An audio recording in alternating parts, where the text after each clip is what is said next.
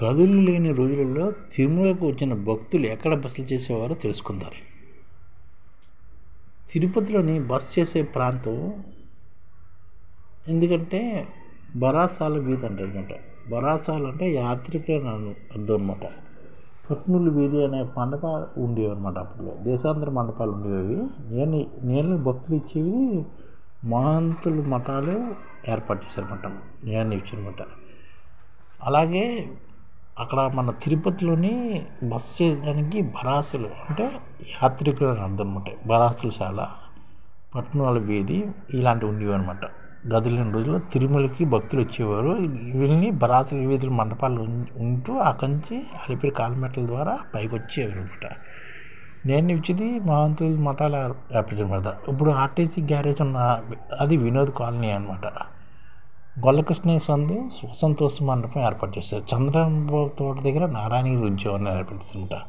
సూరాపురం తోట దగ్గర SPTC cottage ప్రాంతంగా ఉండేదన్నమాట. రాజావారి తోట నేడు వరాసం అతిథి గృహంగా మారాయి. మహంత్ సేవాదాస్జీ ఆధ్వర్యంలోని 1936 మే 10వ తేదీన తొలిసారిగా అల్వార్ ట్యాంక్ వద్ద ఏటీసీ ప్రాంతం వద్ద 5 గదులతో ఒక కాటేజీ నిర్మించారన్నమాట. తొలిసారిగా 1936 మే 10వ తారీఖుని వంటలు చేసుకున్న వీరికి రేకుల షెడ్డు వంటశాల ఏర్పాటు చేశారన్నమాట. అప్పట్లో 5 కాటేజీలు నిర్మించారు. 5 గదులతో ఒక కాటేజీ నిర్మించారన్నమాట 1936 10వ తేదీని. ప్రస్తుతం విజిలెన్స్ కార్యాలయంగా పార్కింగ్ ప్రదేశంగా ఆ ప్రాంతం ఉందన్నమాట. తర్వాత టీబీసీ ఎంటీసీ కాటేజీలు నిర్మించారు. అలాగే 1958లో ప్రారంభించిన సుదర్శన ధర్మశాల 1960లో నిర్మించారన్నమాట.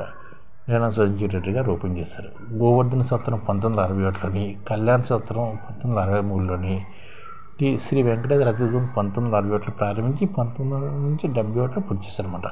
అలాగే 1979 పద్మావతి అతిథిగృహాన్ని 1985లో సప్తగిరి సత్రాలు ప్రారంభించారన్నమాట. 21/9/1985లోని. అలాగే 1980లో రామ్ బగీచ్ అతిథిగృహం కూడా నిర్మించారు. 1987లోనే రామ్ బగీచ్ అతిథిగృహం నిర్మించారన్నమాట.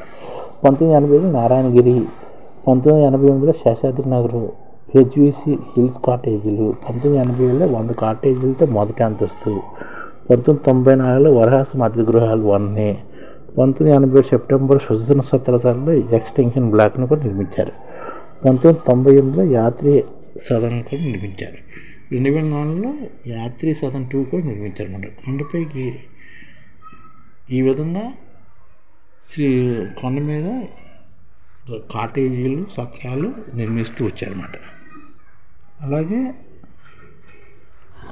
చాలా కొండ మీద కోనేరులు ఉన్నమాట. వరాహ పుష్కరిణి, చాలు నరసింహ పేరుతో ఒక కోనేరు, అల్వార్ల తోటలో ఉన్న కోనేరు, ఎంబీసీ పుష్కరిణి కూడా ఉండేదన్నమాట. మంగళంపా కాటేజ్ దగ్గర ఉద్యాన ఆధ్వర్యంలో కూడా ఈ కోనేరు ఉండేదన్నమాట.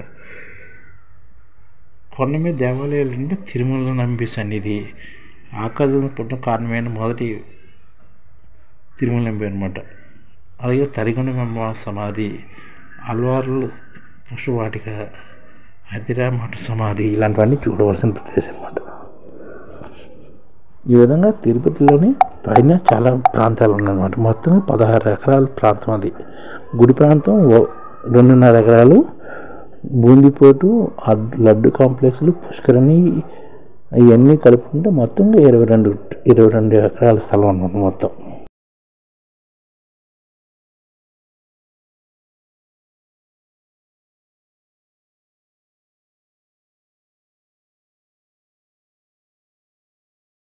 ఈ ఛానల్ ముఖ్య ఉద్దేశం ఏంటంటే మన తెలుగు రాష్ట్రాల్లో 1 కోటి మందికి సంఘటిత రంగాల్లో ఏ విధంగా ఉద్యోగాలు ఇవ్వవచ్చు, కనీస నెల జీతం 30,000 వరకు ఏ విధంగా ఇవ్వవచ్చు, ఏ విధంగా చేస్తే ఉద్యోగాలు సృష్టించబడతాయో వివరిస్తూ ఈ ఛానల్ వీడియోలు వస్తాయి. అలాంటి వీడియోలు మీకు కావాలంటే మన ఐడిఎఫ్ భాస్కర్ ఛానల్ని సబ్స్క్రైబ్ చేసుకోండి. ఐడిఎఫ్ అంటే ఇండియన్ డెవలప్మెంట్ ఫోర్స్. ఈ వీడియోలు చూసిన తర్వాత మీకు నచ్చితే లైక్ చేయండి, మీ ఫ్యామిలీ మెంబర్స్కి షేర్ చేయండి, మరియు మీ ఫ్రెండ్స్కి షేర్ చేయండి. Thank you. నమస్కారం.